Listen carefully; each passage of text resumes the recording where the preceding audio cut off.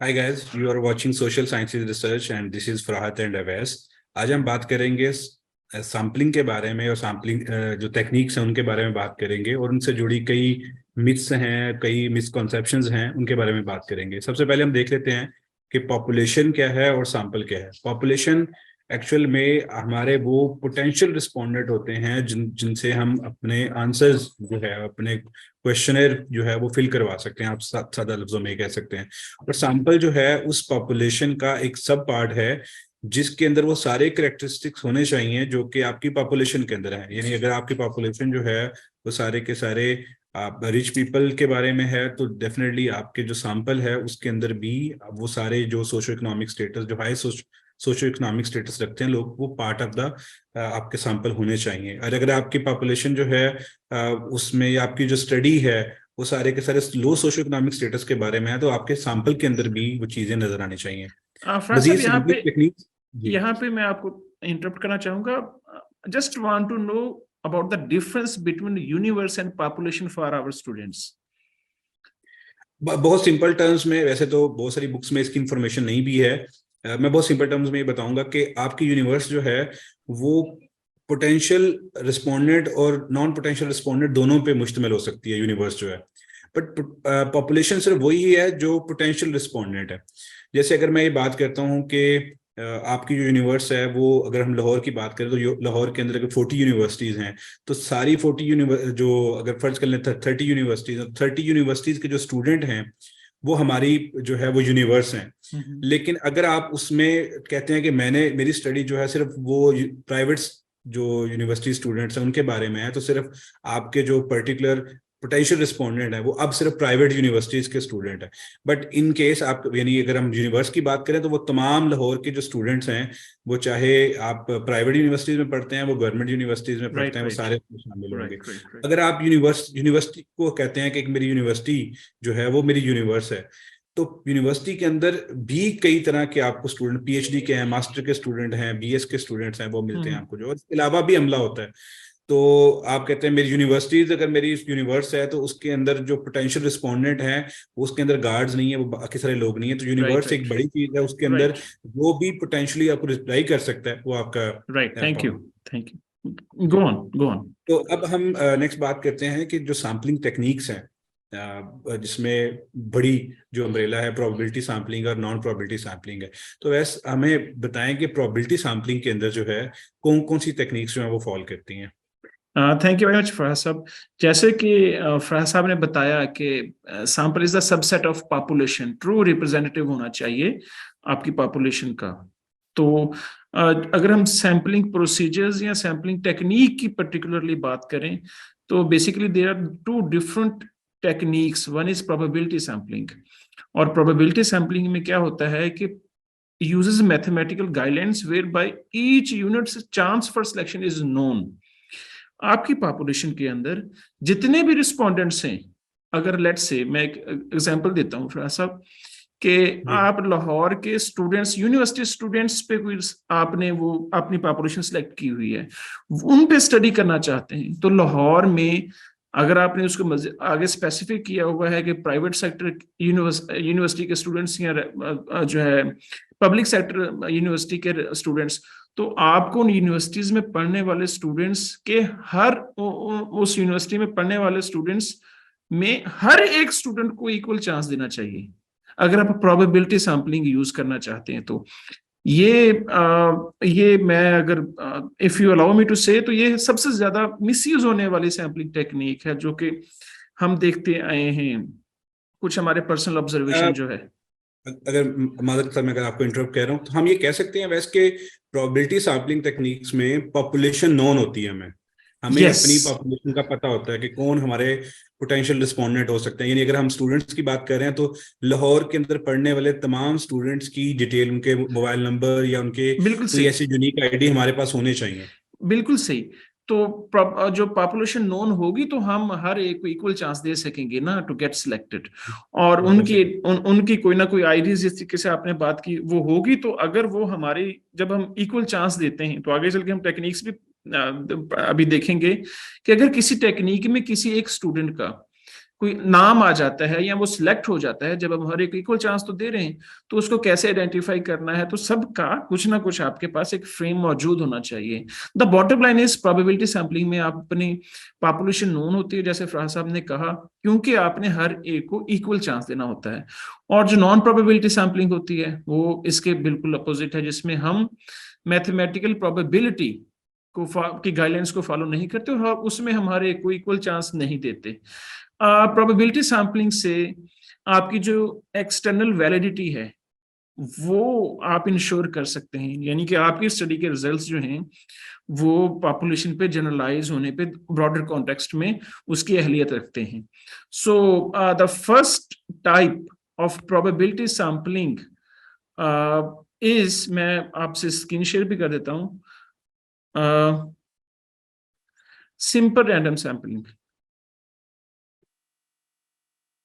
Simple random sampling, और इसमें क्या होता है, और दूसरी है सिस्टमैटिक रैंडम सैम्पलिंग, और तीसरी है स्ट्रैटिफाइड सैम्पलिंग, और चौथी है क्लस्टर सैम्पलिंग। एक मल्टी स्टेज सैम्पलिंग भी है, लेकिन वो हम चूंकि ये वीडियो बिगिनर्स के लिए बना रहे हैं तो ये चार would be enough to know for them. तो सिंपल रैंडम सैम्पलिंग में क्या होता है? सिंपल रैंडम सैम्पलिंग में एक तो आपकी फर्स्ट जो आपने जो शिक है वो तो आपने पूरी करनी है कि हर एक को इक्वल चांस देना है, राइट? तो हर एक सब्जेक्ट को, एलिमेंट को या इवेंट को या यूनिट को इन योर पॉपुलेशन, जिस नेचर की भी पॉपुलेशन है, should have an equal chance of being selected, right? तो आपने हर एक को इक्वल चांस देना है। अब इसके डिफरेंट जो प्रोसीजर्स जो स्कॉलर्स ने जो हैं वो बताए हुए हैं। One is magic hat. Let's say आपकी पॉपुलेशन, अब मैं पॉपुलेशन की बात कर रहा हूँ, पॉपुलेशन है 100 स्टूडेंट्स की, लेट्स से, तो या 1000 स्टूडेंट्स कह लें आप, तो उनको उनके उनके कोई आईडीज या ईमेल एड्रेस या कुछ भी आप लिख के किसी कागज में, मैं बड़ी ये man on the street view आपको दे रहा हूँ, वो आप मैजिक हैट, कोई हैट लें, उसके अंदर वो वाली जैसे हम पर्चियां नहीं डालते होते फराज साहब, वो डाल लें, वो डाल लें, और जितना आपको सैंपल रिक्वायर्ड हो। अब इस पे हम एक और वीडियो बना रहे हैं कि सैंपल कितना जरूरी, कितना होना चाहिए, अगर आपकी पॉपुलेशन एक, आपको पता हो कि आपकी पॉपुलेशन इतनी है तो उसमें से कितना सैंपल होना चाहिए ताकि आपकी एक्सटर्नल वैलिडिटी इंश्योर हो सके, तो वो एक अलग वीडियो में है। तो जितना आपका सैंपल है वो आप मैजिक हैट में डालें वो नंबर्स, और उसमें से उतनी पर्चियां निकाल लें। ये एक ना बड़ा एक कॉमन सा मेथड है। इसमें आपने क्या किया, आपने सारे आपको पता है कौन से, और आपने उसमें डाले हैं और उसमें से आपने सिलेक्ट कर लिया। अब आप इसमें पर्सनल बाइस आपकी नहीं आई, राइट? वो जो मैथमेटिकल गाइडलाइन है उसको आपने फॉलो किए।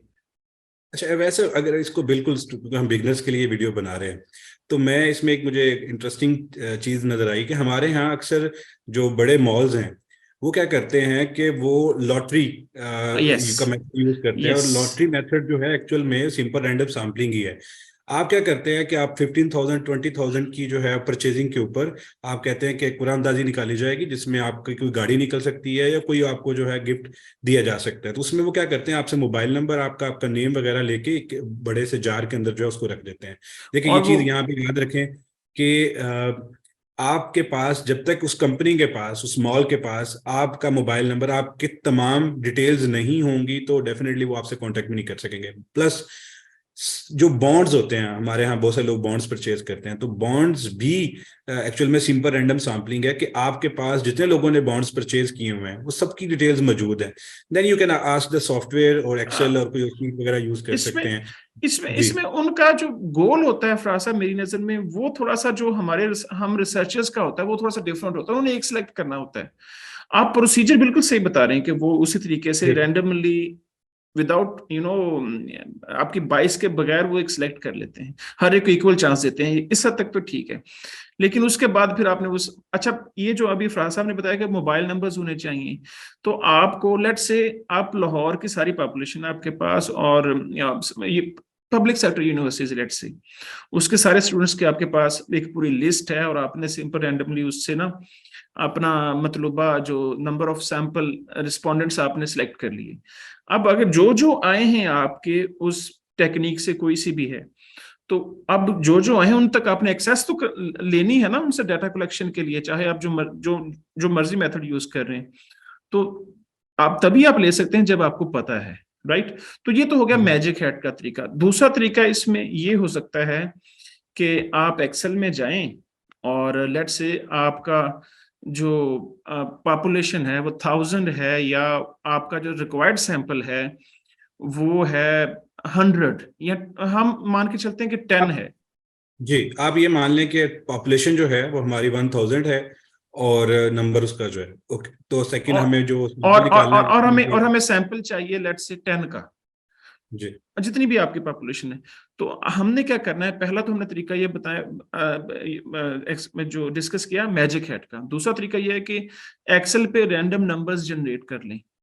उसका फॉर्मूला क्या है, आप कहीं पे भी क्लिक करें, फॉर्मूला वो उसमें बार में जाएं और इज इक्वल टू लिख के रैंड बिटवीन का फॉर्मूला यहाँ पे ये आ जाएगा। आप रैंड बिटवीन अगर लिखना स्टार्ट करेंगे तो इसको डबल क्लिक करें, तो जितना आपको सैंपल आपका आपकी पॉपुलेशन है जितनी, लेट्स से मैं कहता हूं कि 100 है, 1 आप उसके आगे कॉमा डालेंगे, फिर 1000 100, अज्यूम किया था, 1000 लिख दें आप। लेट्स से 1000 है, 1000, तो जी या 100 है, तो जो भी आपका सैंपल का साइज है वो आपने 1 के सॉरी, बाद population sorry population size yes है। I am sorry, thank you for correcting मी।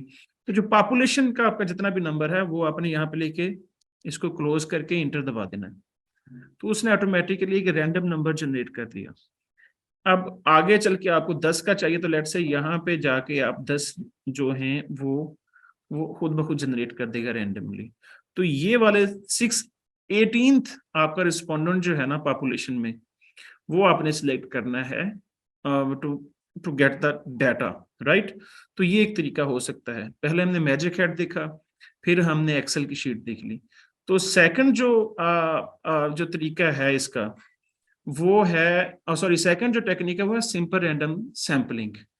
हर चीज सेम है, इसमें रैंडमनेस बहुत ज्यादा आ सकती है, राइट। इसमें हो सकता है कि आपकी 100 की पॉपुलेशन और उसमें से पहले 10 ही सिलेक्ट हो जाए, तो वो जो वेरिएशन है, वो जो ट्रू रिप्रेजेंटेटिव का जो हमारा सवाल होता है कि ट्रू रिप्रेजेंटेटिव वो शायद थोड़ा सा हिंडर हो जाए।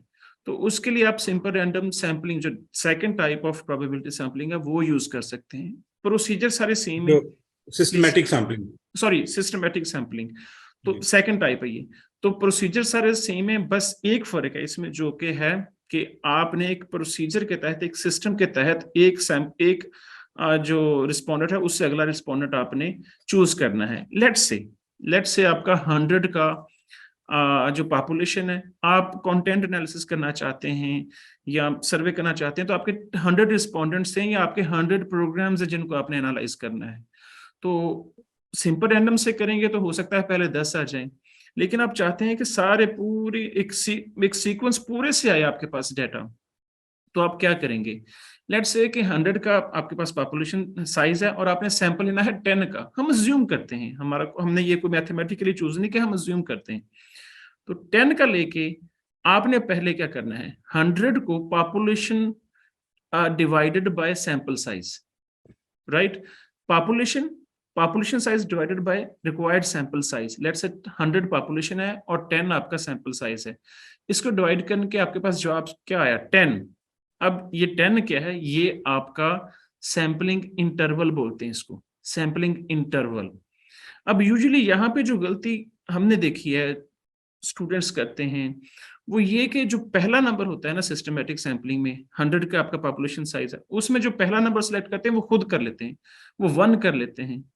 तो 1 से स्टार्ट कर लेते हैं, 1 के बाद फिर 11th, फिर उसके बाद सैंपलिंग इंटरवल हमारा 10 आ गया ना, फर्स्ट के बाद 11th, 11th के बाद 21st। ऐसा नहीं, चूंकि हमने खुद कुछ सिलेक्ट नहीं करना, बाइस नहीं आनी चाहिए अपनी, तो आपने जो फर्स्ट नंबर है वो भी रैंडमली जनरेट करना है। उसके लिए मैजिक हैट देख लें, उसके लिए एक्सेल का ये जो अभी फार्मूला हमने देखा है वो देख लें, 1 से 100 के दौरान कोई नंबर जनरेट कर लें या उनकी पर्चियां डालें, उनमें से फर्स्ट नंबर निकालें, और जो लेट से आ जाता है 53, तो 53 के बाद 64th, फिर उसके बाद लेट से 75th, या 10 के इंटरवल के बाद 10 या 64th के बाद 74th भी आ सकता है, तो आप वो कैलकुलेशन देख लें।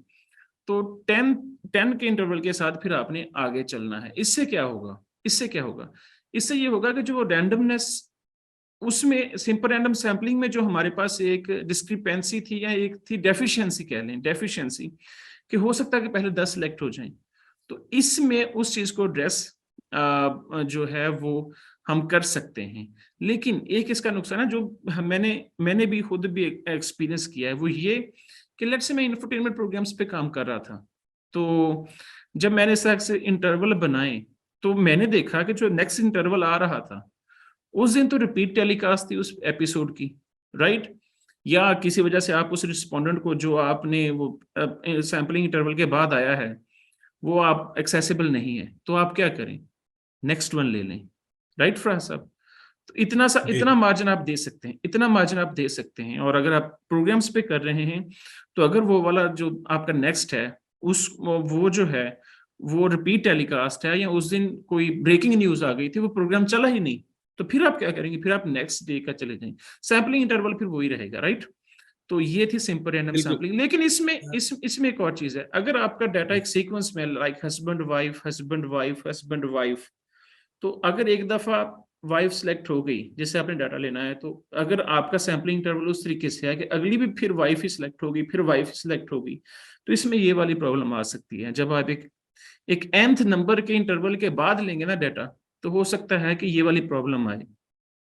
उसके लिए फिर आप डिफरेंट टेक्निक्स यूज कर सकते हैं। So next sampling technique is stratified sampling.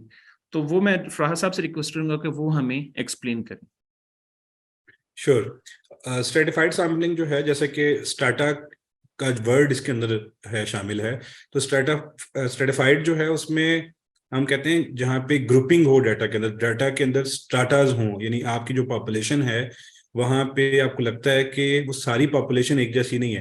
देखिए, अगर सिंपल रैंडम सैम्पलिंग की अगर हम बात करते हैं तो कुछ जो रीजंस हैं उसको ना यूज करने की, वैसा हमने बताइए। एक रीजन उसके अंदर ये भी है, एक अजम्पशन है उसकी कि हमारी सारी पॉपुलेशन सिंपल रैंडम सैम्पलिंग में एक जैसी है, यानी सारे मेल हो सकते हैं, सारी राइट। फीमेल हैं, सबकी एज एक जितनी है, और सारे एक ही एरिया से बिलोंग करते हैं। बट आपको पता है कि पॉपुलेशन जो है वो सारी एक जैसी आप बना सकते हैं, यानी एक्सपेरिमेंटल स्टडीज में जैसे होता है कि आप सारे के सारे एक ही एज के लोग ले लें, लेकिन ऐसा होता नहीं, रियल टाइम में ऐसा नहीं होता।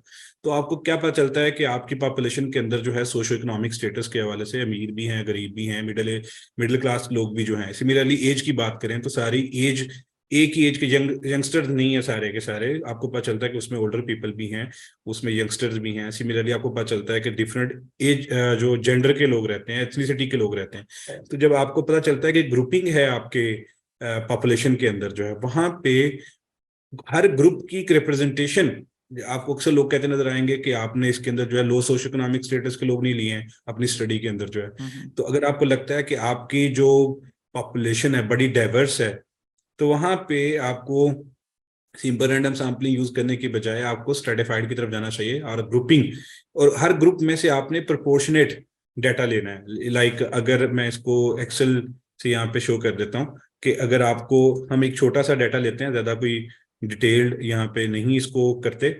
सपोज इट हमारे पास, मैं यहाँ पे एक्सेल शीट शेयर कर देता हूँ।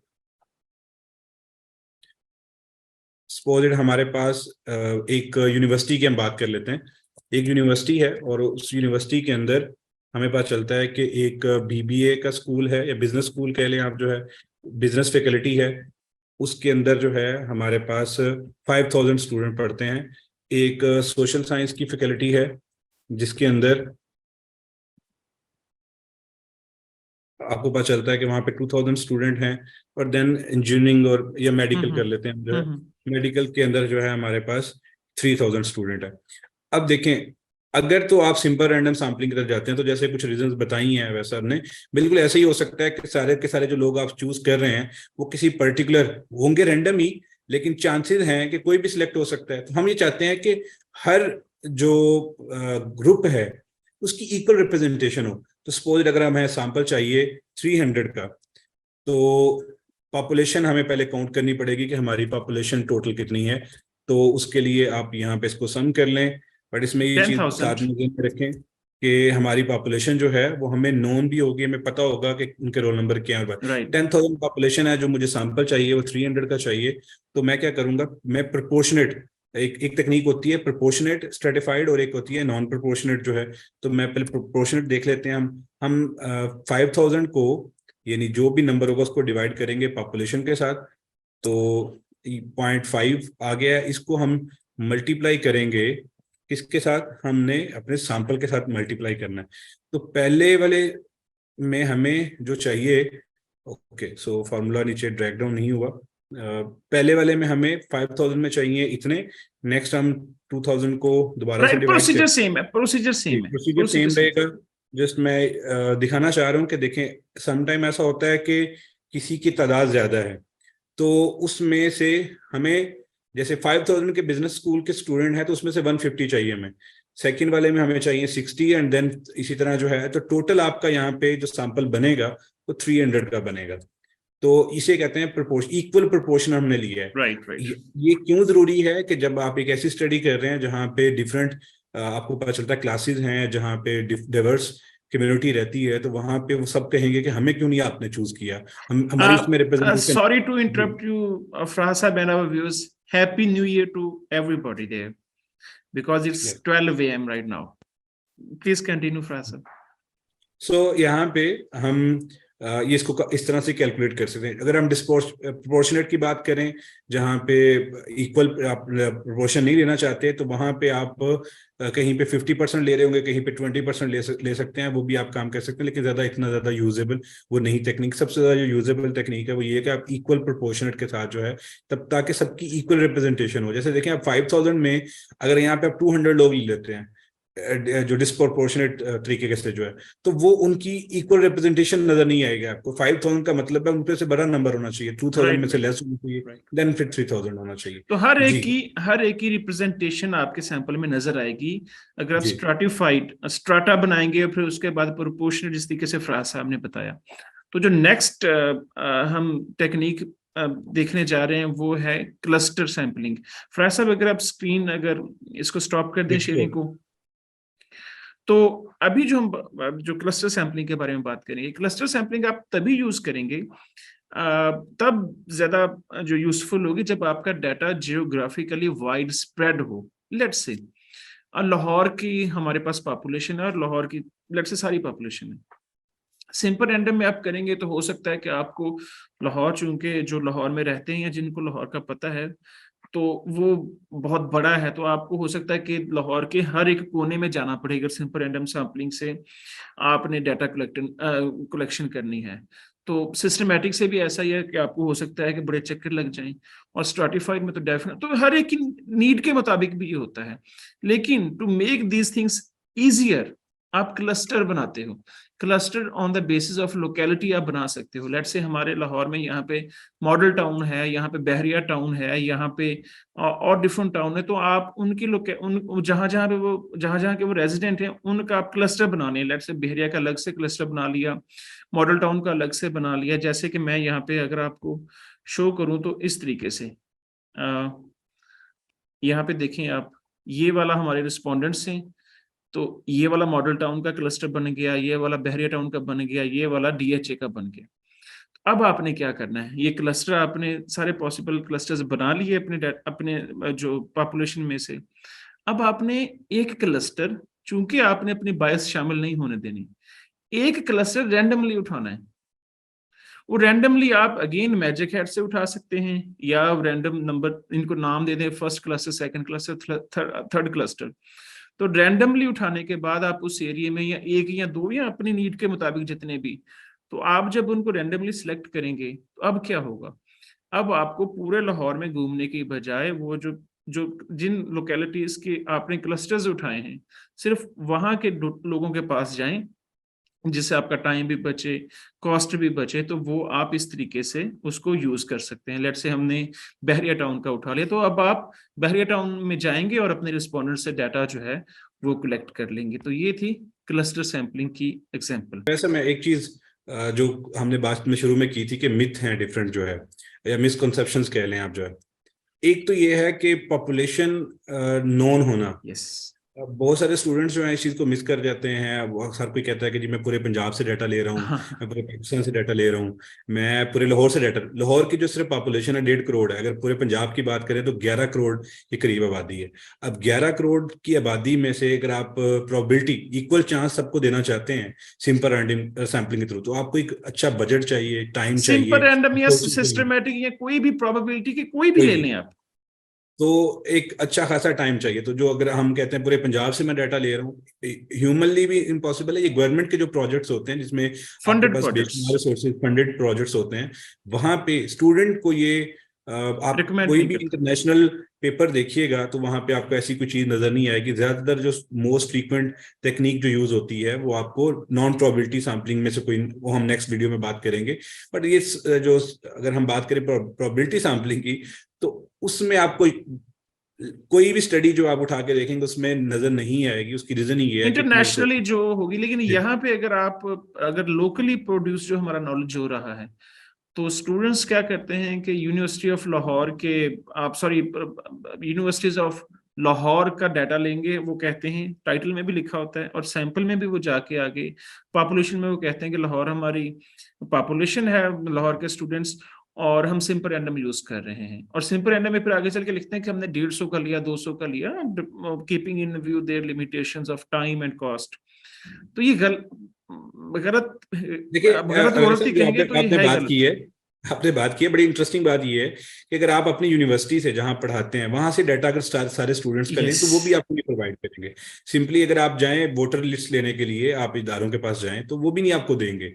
तो जब आपके पास डाटा ही वोटर लिस्ट नहीं होगी, आपके पास आईडी कार्ड नहीं होंगे, तो कैसे आपको पता है कि लाहौर के अंदर किस एरिया में से किस पर्सन को चूज करना है? लेट्स अगर आपको लेट्स एक्सेल शीट साहब वो बताती दे है। भी दें, वो दे भी दें। अब देखें, पंजाब यूनिवर्सिटी के पास, पंजाब यूनिवर्सिटी केली के पास कितने 1000 स्टूडेंट्स हैं, राइट? जी और प्राइवेट यूनिवर्सिटीज के पास कितने? तो जब हम लिखते हैं कि हम लाहौर की यूनिवर्सिटी से डाटा लेंगे, तो वो बड़ा हम, और फिर सिंपल रैंडम लेंगे, तो ये एक स्टूडेंट के लिए जिसके पास लिमिटेड टाइम होता है, कॉस्ट बड़ी, जिस तरह से मैंने फराज साहब उस दिन जिक्र भी किया था कि प्रोफेसर स्कॉट कैम्बल से जब हमने बात की कि आप कब यूज करते हैं सिंपल रैंडम सैम्पलिंग, तो उसने कहा मैंने रियली यूज होती देखी, और ओनली क्योंकि वो सारे बेसिक रिसर्च वहाँ पे यूनिवर्सिटीज में ही करवा, प्रोफेसर हैं वो यूनिवर्सिटी ऑफ मिशिगन के, तो वो वहीं पे ही रिसर्च करवा रहे हैं स्टूडेंट्स से, तो उनके पास भी टाइम एंड कॉस्ट की अपनी लिमिटेशंस हैं। सिर्फ फंडेड प्रोजेक्ट्स में, जिसमें आपके पास जी टाइम भी हो, डेफिनेटली आप जब हर एक को इक्वल चांस देना है, हर एक को आपने जो है वो, आप पता होना चाहिए कि वो कहाँ पे रहता है, कैसे उसको जो है ना एक्सेस लेनी है उसके पास, और जाना कैसे है, उसे फिल कैसे करवाना है। फिर इंसेंटिव की जब हम बात करें तो वो तो एक फिर अलग से बहस स्टार्ट हो जाती है कि वो ठीक से फिल करते हैं कि नहीं करते। ये आज की हमारी बहस थी जो कि सिंपल जो प्रोबेबिलिटी सैम्पलिंग के बारे में थी। अब नेक्स्ट वीडियो में हम बात करेंगे नॉन प्रोबेबिलिटी सैम्पलिंग के बारे में। Thank you for watching us. आप हमारे चैनल को सब्सक्राइब कर सकते हैं ताकि ऐसी मजीद वीडियोस आपको मिले। Thank you thank very you. Much.